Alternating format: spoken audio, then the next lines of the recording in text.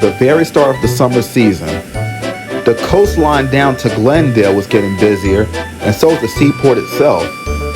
It wasn't long before Miss Caldwell realized that help would be needed to keep everything running smoothly. Taylor was asked to greet the new engine. "Where is he?" she said to herself. "Are you looking for me?" said a voice. Taylor looked to her right. A small center cab diesel was beside her.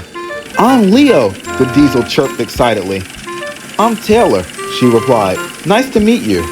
"I'm ready, willing, and able to work," he smiled. "What's my first job?"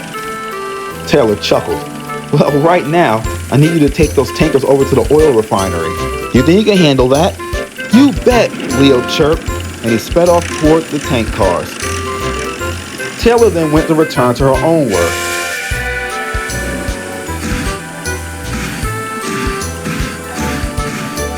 A little while later, Taylor was maneuvering some freight cars of fruit. When she looked up at the ore trestle, she saw something odd. There was Leo, pushing ore cars to be unloaded onto a ship. "Well, that's strange," she muttered. "He must be a real fast worker. He finished the tankers already." Taylor dropped off the refrigerator cars and then went to go pick up her passengers. As she passed through the grain terminal, she saw Leo again. This time he was moving covered hoppers. "Okay, now this is definitely weird," she said to herself.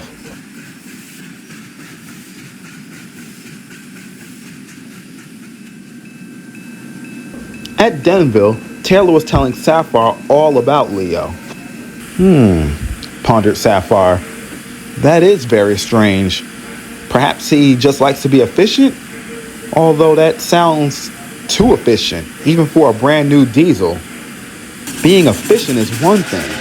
Being in 3 places at once is another," Taylor grumbled.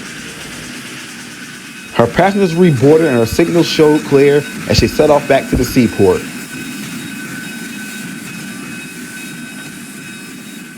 When she arrived, she found a very chaotic scene. She saw what appeared to be Leo derailed by some debris. A box truck had backed into a pile of scrap and knocked it onto his line, and he hadn't been able to stop in time. Workmen surrounded him trying to figure out the mess. "Leo, are you all right?" Taylor asked. "Leo?" said the engine.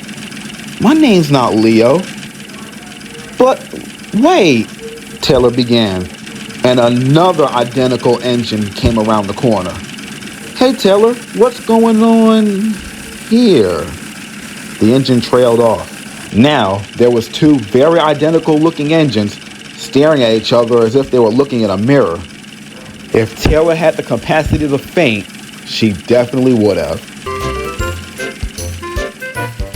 Miss Caldwell and Seamus had heard about everything and arrived on the scene, each clutching paperwork.